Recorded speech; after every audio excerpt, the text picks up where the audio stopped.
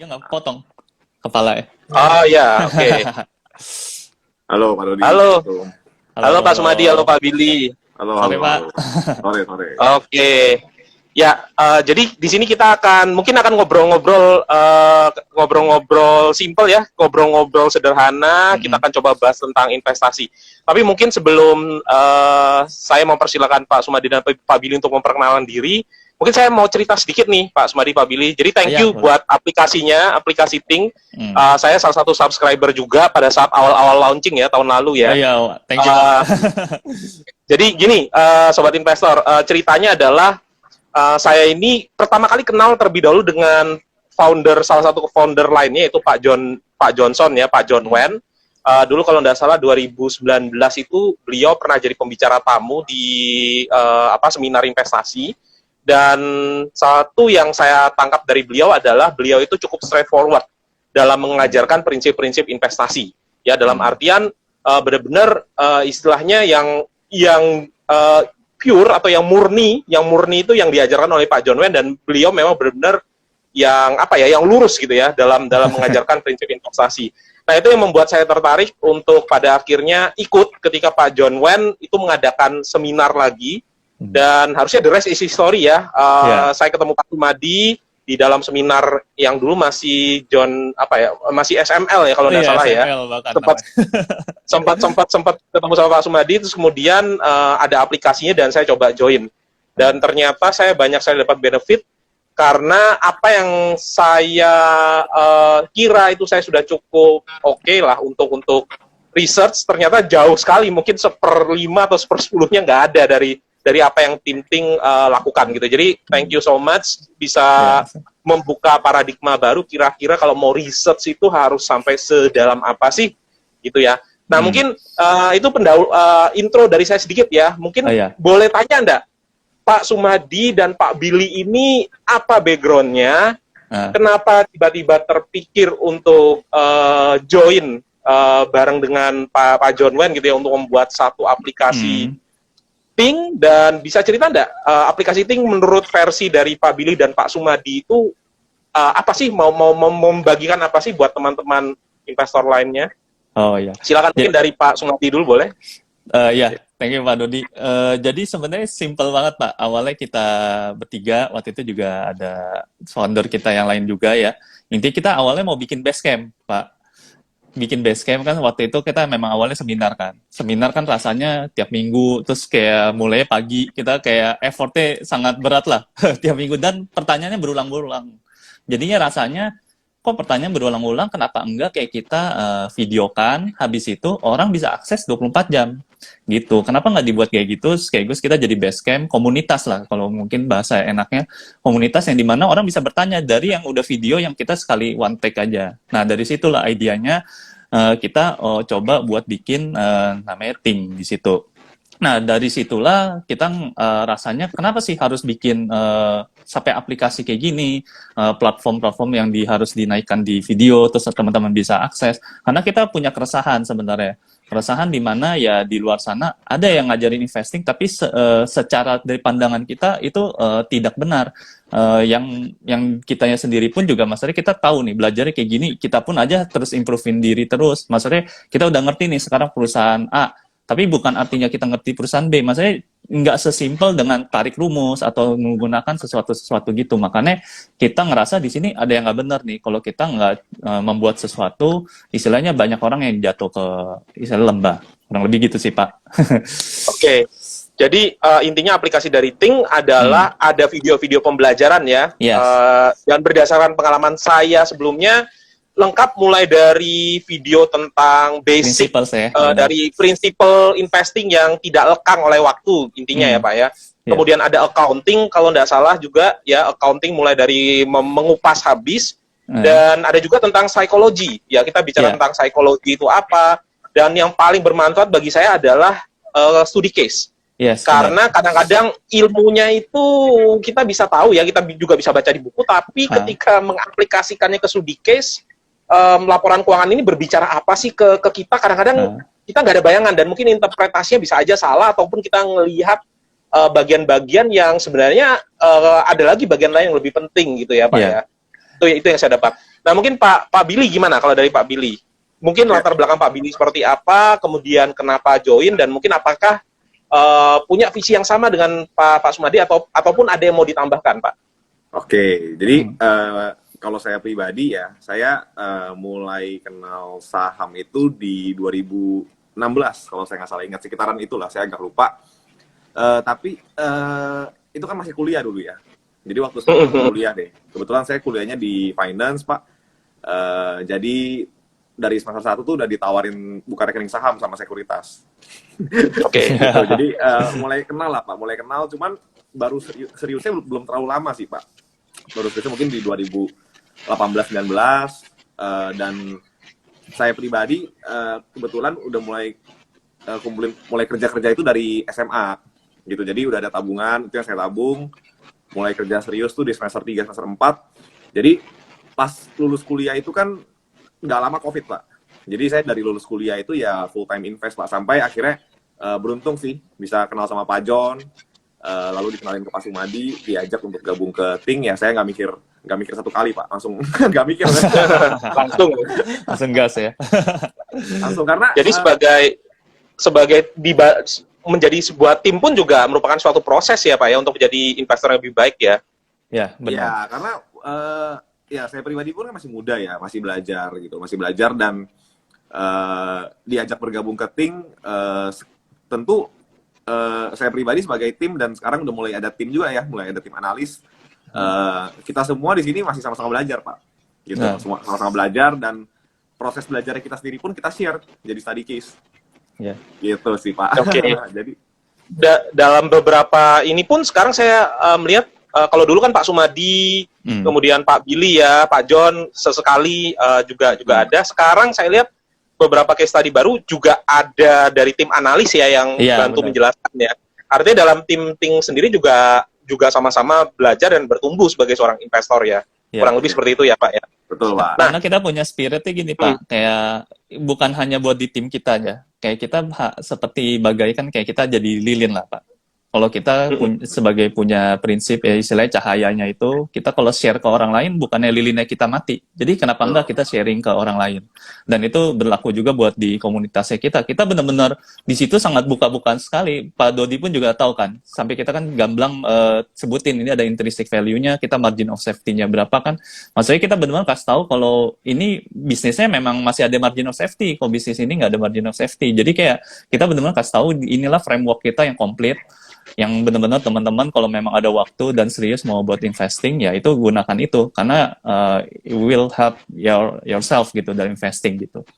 Ya. Dan saya mau tambahin sedikit, Pak. Ya, boleh, Pak. Mengenai yang visi saya cukup setuju sih, Pak, karena maksudnya saya belajar investment itu kebanyakan sih dari sendiri gitu. Saya pernah beberapa kali coba lihat-lihat, dan ya memang benar, Pak, maksudnya yang mengajarkan ngelihat suatu investment seperti ngelihat bisnis dan benar-benar dibedah tuh belum ketemu gitu loh. Jadi waktu ketemu Pak John sama Pak Sum ya, makin mantep lah gitu. Ya, jadi ada komunitas makin membantu lah. Ya. Oke. Nah, tim Ting sendiri kalau tidak salah sudah 1 tahun belum ya, Pak ya? Atau hampir 1 tahun ya? Ya, kurang lebih 1 tahun, gitu. Sudah hampir 1 tahun. Nah, mungkin boleh cerita sedikit, Pak. Kira-kira ada total selama hampir setahun ini sudah ada berapa orang yang sama-sama bertumbuh setelah menonton Ting, dan mungkin bisa diceritakan, ada beberapa yang saya lihat tuh sempat kasih testimoni juga ya, Pak ya, kira-kira dulunya seperti apa, kemudian setelah mungkin hampir 1 tahun ini kira-kira seperti apa. Di grup kan juga, di grup Telegram kan Ting juga ada grup Telegram ya, itu juga banyak yang sharing ya, ada yang dulunya mungkin bingung kalau mau milih saham, atau mungkin ada basic, cuman conviction-nya kurang kuat karena research-nya kurang lengkap gitu ya. Melakukan research masih belum begitu mandiri, sampai beberapa kali ini ada beberapa yang juga berani invest saham dengan nominalnya tinggi dan sukses gitu ya dalam berinvestasi. Nah, bisa diceritain nggak, Pak, kira-kira sudah ada berapa yang ikut, dan kemudian apa yang masalah-masalah yang rata-rata dialami oleh yang belum bergabung dengan Ting, dan apa yang mereka sudah dapatkan setelah bergabung di Ting ini selama hampir 1 tahun. Ya. Boleh nih, siapa dulu? Pak Sumadi, Pak Billy, silahkan. Saya boleh. Nah, Pasti dulu mungkin deh. buat teman-teman, apalagi subscriber Pak Dodi, bisa dicek tuh YouTube-nya Pak Dodi. Waktu itu kita ada podcast bareng dengan Pak Dodi mengenai defensive and enterprising investor. Nah, sekarang total member kita, jadi pas tahun lalu kita ada 217 ya. Sekarang kita udah soft launch minggu lalu. Kita udah nambah lagi 27 orang. Jadi kurang lebih tambah scholarship, kurang lebih kita ada 260 orang ya. Scholarship pun juga ada ngantri tuh di email. Saya dan Pak Billy udah siap-siap mau ngecekin ya nanti interview. Jadi kita sangat istilahnya pingin community-nya ini makin growing dan kita tetap harus keep ya. Maksudnya kita nggak mau community-nya ini banyak doang tapi dilepas gitu. Tapi kita benar-benar harus intens ya ngobrol di komunitasnya. Kalau ada pertanyaan kita jawab, bahkan PM pribadi pun kita jawab-jawabin. Bahkan ada yang kirim research-nya ke kita gitu. Research-nya stok tertentu di email dan kita kasih ya istilahnya kasih komentarinya lah. Oh nih karena harus nambahin apa gitu.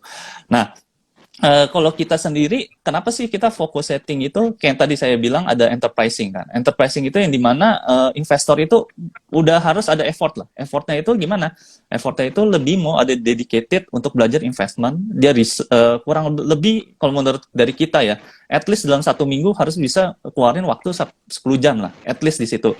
Kalau misalnya dalam 1 minggu nggak bisa keluarin waktu 10 jam, ya artinya ya tidak bisa dibilang dia mau jadi enterprising investor karena itu benar-benar harus di-assess perusahaannya, sahamnya itu dengan sebaik mungkin dan itu benar-benar mungkin tiap hari pun juga hampir diliatin, tapi diliatinnya bukan harga sahamnya ya, tapi dari kondisinya ya. Kondisi ya lihat dari key variable mana yang dilihat dan dari situlah sebenarnya Ting cukup membantu untuk membuka circle kompetensinya itu. Jadi kita misalnya latar belakangnya di dunia medik gitu ya, di healthcare. Tapi mau belajar perusahaan batu bara, perusahaan sawit, nah itu tempatnya di Ting karena di situ kita ada study case yang komplit, yang kurang lebih frameworknya teman-teman udah dapat di situ. Jadi dengan itu, oh udah tahu nih saat mau lihat harga sawit gitu ya, kurang lebih lihat indeksnya mana sih? Yang kan indeks ada banyak. Misalnya kalau misalnya batu bara gitu, mau lihatnya mana ya? Rotterdam atau mau pakai Newcastle, apa pakai yang Argus? Nah, kurang lebih kayak gitu. Jadi kalau kita dengan study case itu kita beda ya. Bahkan bisnis batu bara dengan batu bara yang lain bisa beda. Ada yang pakai patokannya ICI 4 yang karena kalorinya rada rendah, ada yang pakai ICI-nya ICI 1 karena kalorinya tinggi. Nah, kurang lebih bisa dibedanya di situ. Jadi dengan kita istilahnya masuk ke Ting, ya di situ kita ada study case. Memang kalau sekarang kita masih mau cover untuk semua sektor dulu ya. Nanti pendalamannya dari per sektor perusahaannya dibanyakin. Sekarang kita mau cover semuanya, jadi teman-teman dapat kompetens di industri-industri lainnya. Dan itu challenging buat di kita juga sebagai tim. Kayak saya misalnya kurang gitu mengikuti konstruksi, sedangkan Pak Dodi kan ngikutin konstruksi banget nih, ya TOTL. Nah itu pun kita pun jadi tim juga harus ini, misalnya teman-teman anak-anak yang nanya, PSK ini apa ya maksudnya? Saya pun juga harus baca lagi yang PwC punya, kurang lebih jadi belajar lagi, update lagi, kurang lebih kayak gitu sih Pak. Oke. Mungkin boleh info Pak, untuk case study-nya sudah ada berapa nih Pak di Ting? Mungkin ada berapa? 10, 11 atau berapa ya? Saya lupa. Nanti bulan depan udah nambah jadi 13. Oh, jadi 13. Iya, Oke. nanti awal Juni ini kita ada tambahin 1 lagi. Ya. Dan case study-nya itu pun juga bukan setengah jam ya Pak ya, ada yang 3 jam, ada yang 4 jam. Iya, ada yang 6 jam juga. Reportnya itu pun juga sekitar 70 halaman ya, saya lihat ada yang 80.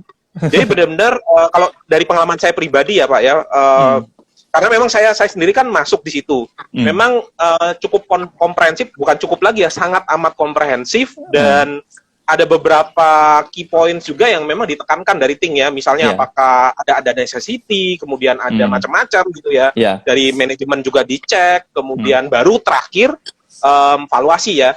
Nah ini kalau saya boleh cerita sebelum ke Pak Billy, saya mungkin cerita pribadi ya Pak ya, dulu sebagai seorang investor yang masih polos ya, kebanyakan itu saya ngelihat langsung ke PRPBV. Nah itu sebagai seorang investor polos ya yang dulu. Saya dulu pun begitu Pak. Jadi yang kita lihat kan, beli yang dengan formula tertentu ya, misalnya dengan kalau seandainya PER dikali PBV kurang dari berapa, berarti murah. Kalau PER-nya kurang dari sekian, PBV kurang dari sekian, murah. Padahal di balik itu semua mungkin ada alasannya ya, ada satu saham kenapa kok dihargai sangat murah, bisa jadi ternyata murahan, atau mungkin apa ya, earnings-nya bisa jadi ada something-somethingnya, mungkin jual aset atau apa yang kita tidak buka gitu ya. Tapi kita coba cari shortcut dan saya sering kejebak. Investasi saham hanya ngelihat rasio, lihat shortcut, dan pelan-pelan belajar dan lebih diperlengkapi lagi ketika ikuti. Nah, mungkin Pak Billy bisa tambahin nggak Pak Billy?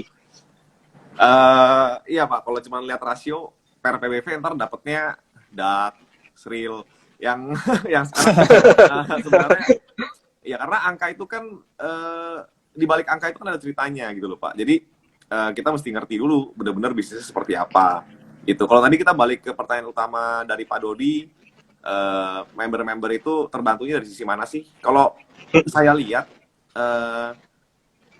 yang paling banyak terbantu itu dari sisi framework sih Pak, gitu. Karena kita kan nganalisa suatu bisnis itu kan orang pasti bingung Pak, harus mulai dari mana ya?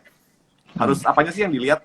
Gitu. Nah di Think ini kita udah susun kurikulumnya dan frameworknya itu untuk step by step. Apa aja sih yang harus dilihat gitu loh. Mulai dari ownernya, lalu bisnis modelnya seperti apa. Gitu. Misalnya kita bicara bisnis Indomie, ya ICBP, itu bahan bakunya apa? Lalu belinya dari mana aja nih? Lalu pengolahannya seperti apa? Biayanya berapa?